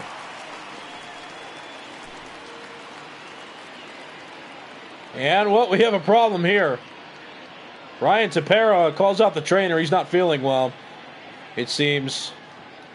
He's clutching onto his elbow, and he'll get taken out of the game. That followed a strikeout, too, which is quite unfortunate for the Cubs. But Tapara will be taken out. And so you had Rowan Wick and Kyle Ryan warming up in the Cubs bullpen. So let's see which one of them comes in, or maybe somebody else will come in. Your attention, please. It will be Rowan Now Wick. pitching for the Cubs. Because of the injury, Wick will have as much time to warm up as he needs. But, you know, this is virtual baseball, too, so he's probably not going to warm up at all. Wick making his 23rd appearance of the season. Has a 4.26 ERA and 19 innings pitched. He comes on to replace Now batting. Ryan Tapara. Well, that's one of those exceptions to the rule that a pitcher must face a minimum of 3 batters before being replaced.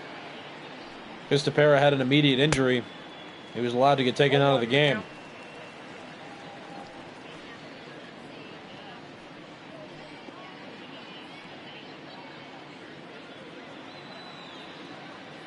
No ball, 1 strike count on the first baseman of the White Sox. That's fouled off. Counts 0-2. We'll provide you an update with that injury at the end of the night. That'll be posted on Twitter. We'll let you know what's wrong with him. It's outside. Counts 1-2.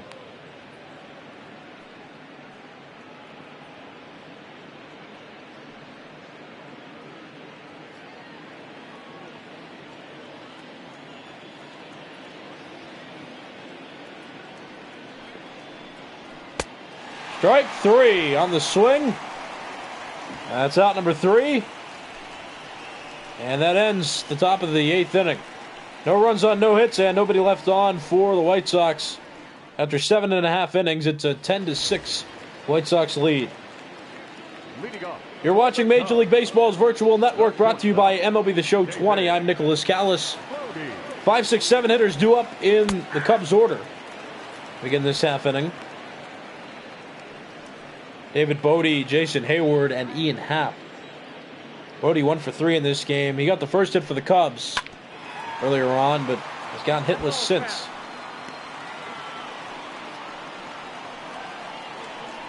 He's quickly down, no balls and 2 strikes. Jace Fry came in last inning. The White Sox have used 3 pitchers now. Ronaldo Lopez, the starter. Dane Dunnig came out of the bullpen, pitched less than a full inning. Jace Fry came in, got the final out of the 7th, and is now pitching here in the 8th. Kelvin Herrera and Matt Bowman now warming up in the White Sox bullpen.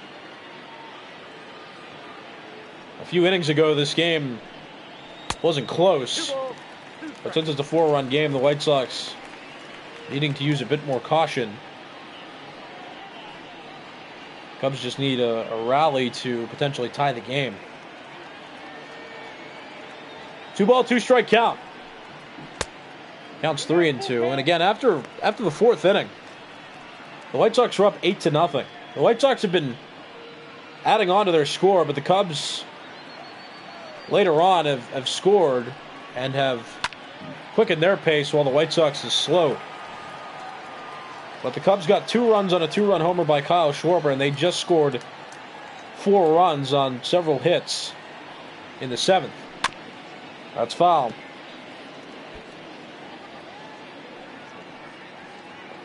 Counts 3 balls and 2 strikes.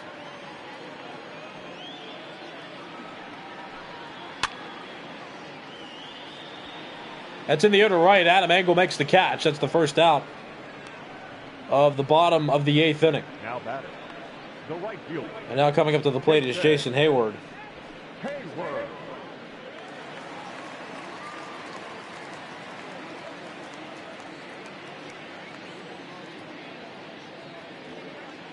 So 1 out, bottom of the 8th, and here comes Jason Hayward.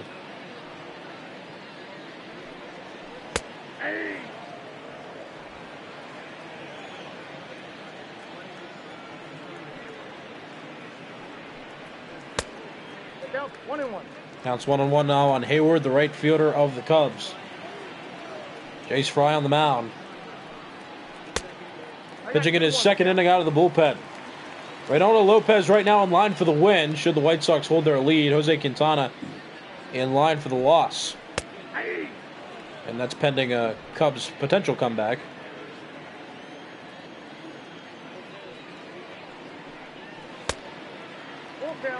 Counts full now, 3-2 with Ian Happ waiting on deck.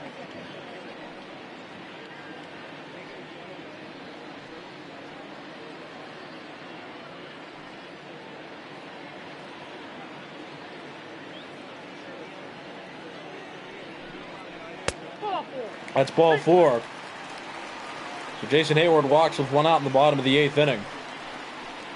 The center fielder, number 8. So just to go to the history of Tommy John surgery, it's a lot more complicated of a surgery than what many people think. But it used to be called dead arm.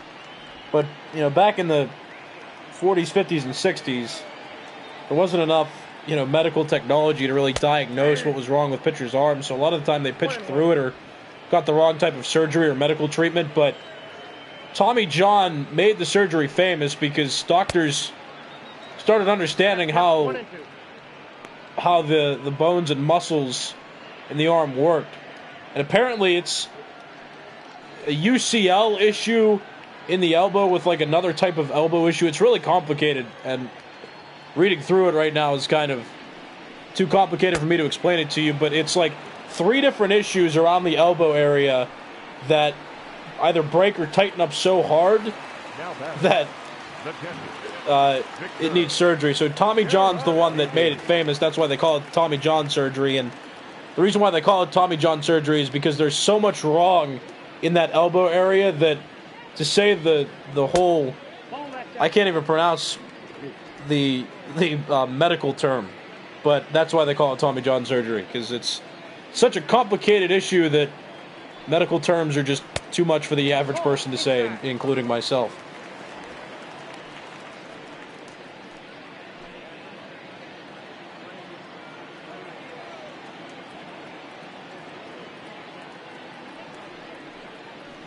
That's ball 3. 3-0. 3-ball, no strike count on Victor Caratini following the strikeout. And Caratini takes strike 1. Runner on first, 2 outs, bottom of the 8th. The White Sox up 10-6.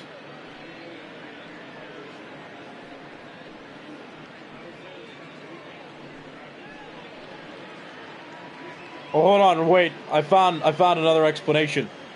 So it has to do with that part of your elbow. Tommy John surgery is that's hit out toward left. Eloy Jimenez gets under it. He makes the catch.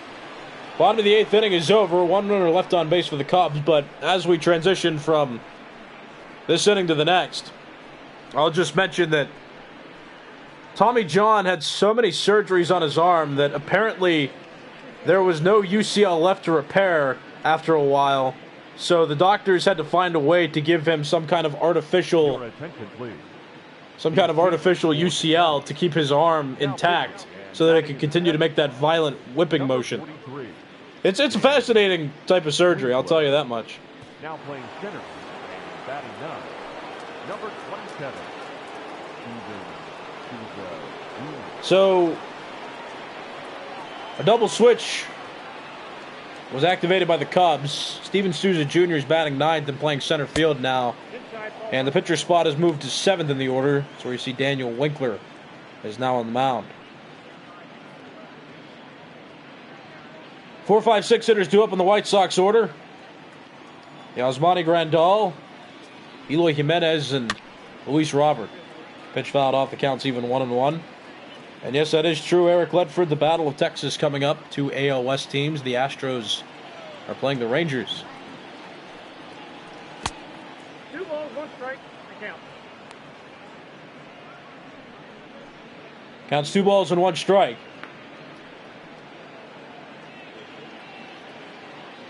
The Astros are second in the American League West, and the Astros and White Sox very close in the wild card standings. They both have a spot, but the White Sox at this moment are a half game behind the Astros for the first wild card spot. Meanwhile, the Rangers are fourth in the AL West, only better than the Seattle Mariners. Counts full 3-2. And yeah, it's unfortunate that somebody has Tommy John surgery every year, and it's not just pitchers anymore. I've seen several position players over the years have that surgery as well. Big one being Aaron Hicks recently. Also, the Mets lost Noah Syndergaard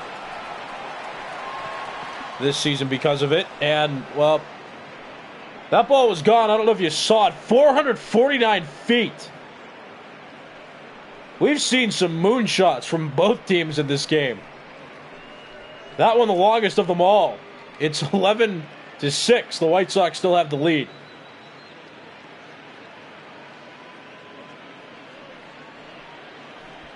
Jasmine Grandahl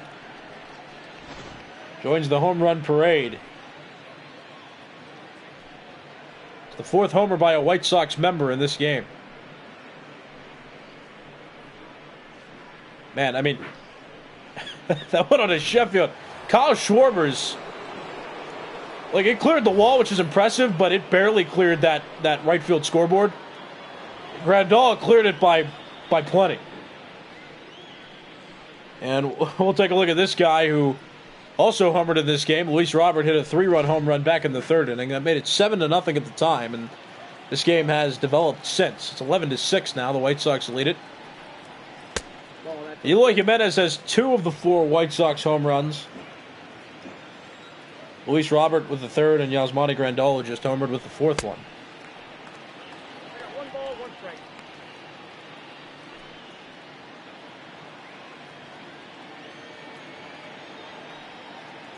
One ball, 1 strike count.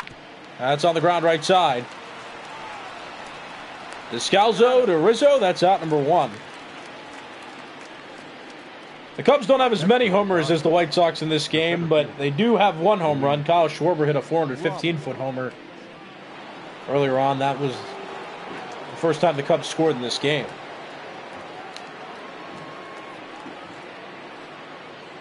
The Cubs got 3 earned runs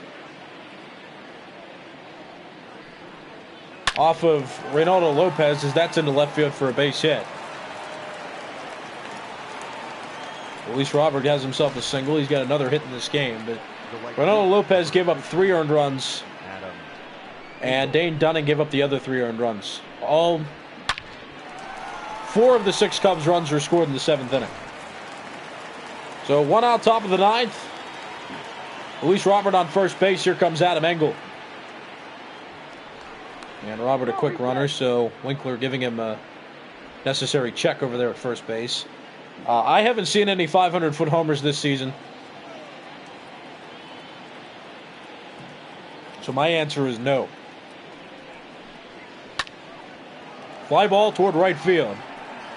Hayward under it. One right fielder flies out to another. That's out number 2 in the top of the 9th inning.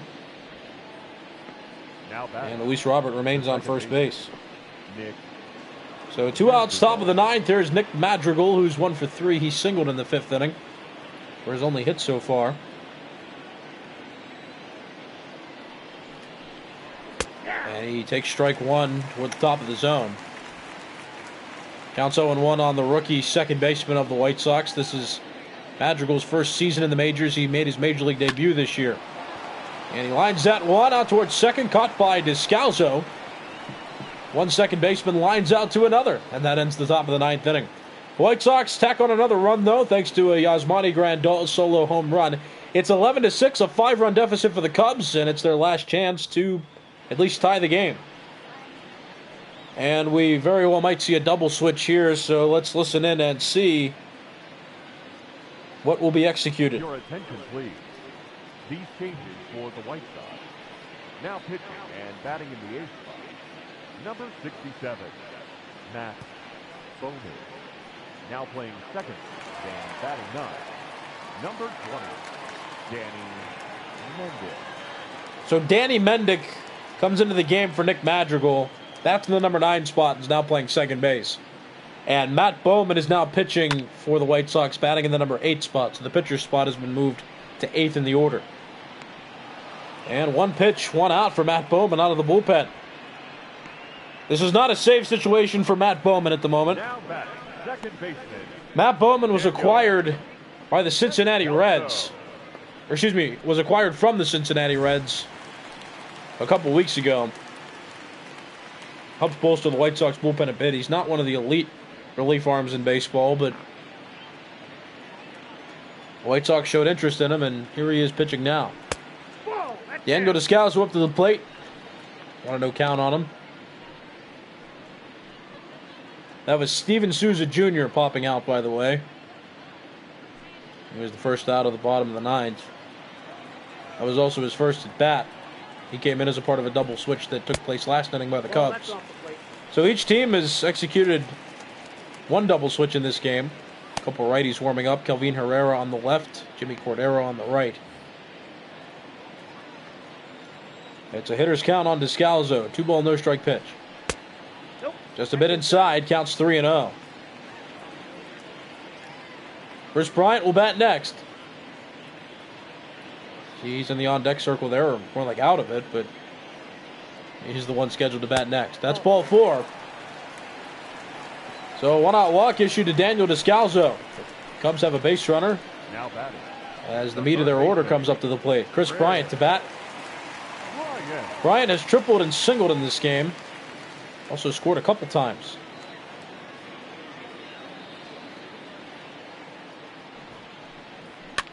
That's fouled off, the count 0-1. Bowman has been using the top of the strike zone since he's come into the game. Tried to go up and in on Bryant there and got him to swing at it and foul it off. No ball, 1 strike count. That's outside. Counts 1-1. So just a note, we will be having an Astros-Rangers AL West feature coming up after this game, and it will be shortly after this game as the clock continues to tick. But that game's scheduled to start at 8:05 p.m. Eastern Time. Counts 1-2. We can look forward to that. Tomorrow we've got 3 features, one of which is important, especially if you're a Yankees fan, but Clark Schmidt will be making his Major League debut tomorrow. Angels versus Yankees. That game will take place at 7:05 Eastern Time. The Mets and Reds will be playing each other at 1:10 Eastern, and the Giants and Cardinals will be playing each other at 4:15 Eastern Time. Too high, counts even at 2-2 on a former Rookie of the Year and most valuable player in the National League. And World Series champion for that matter. A lot of accolades for Chris Bryant. Fly ball out toward left. Eloy Jimenez trying to run it down, and he makes the catch. It's another ball that Jimenez had to run to the warning track to catch, but he does. And now the Cubs have 1 out to work with in this game. As Anthony Rizzo comes up. Rizzo with a couple hits, 2 for 4. Single, doubled, and also has a couple RBIs. But he right now is the responsibility with the final out coming up. I said that weirdly. He is the one batting while the Cubs have 1 out to work with. So the responsibility is in his hands now to keep the Cubs alive in this game. It's a 5-run game. The most the Cubs were down in this one was 8. They brought it to within 4 once. But now they're down 5 as that pitch is into center. Sharp grounded single into center field for Anthony Rizzo, his 3rd hit of the game.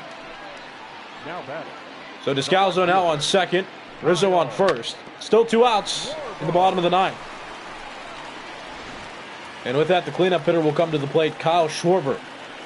Schwarber's only hit was a 415-foot 2-run homer back in inning number 6. And it was a bomb that cleared the right field scoreboard and landed out on Sheffield Avenue.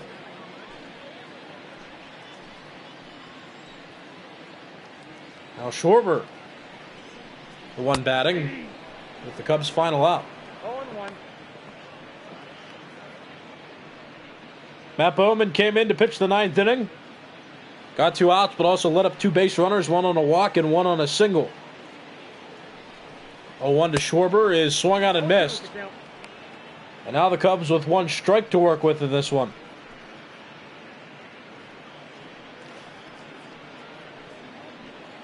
Schwarber behind, no balls, 2 strikes.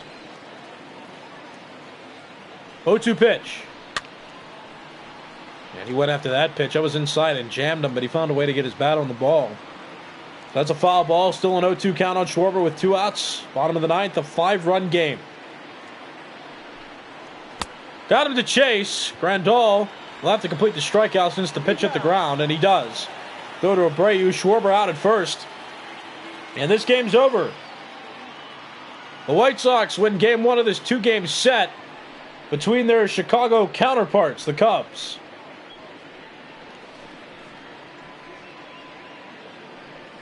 (11-6) the final score. The White Sox brought the offense out, and they brought it out early. 4 runs in the first, 3 runs in the third. And they scored 4 more runs throughout the later parts of the game. Ronaldo Lopez there got the win in this one. He pitched 6+ innings and gave up 3 earned runs.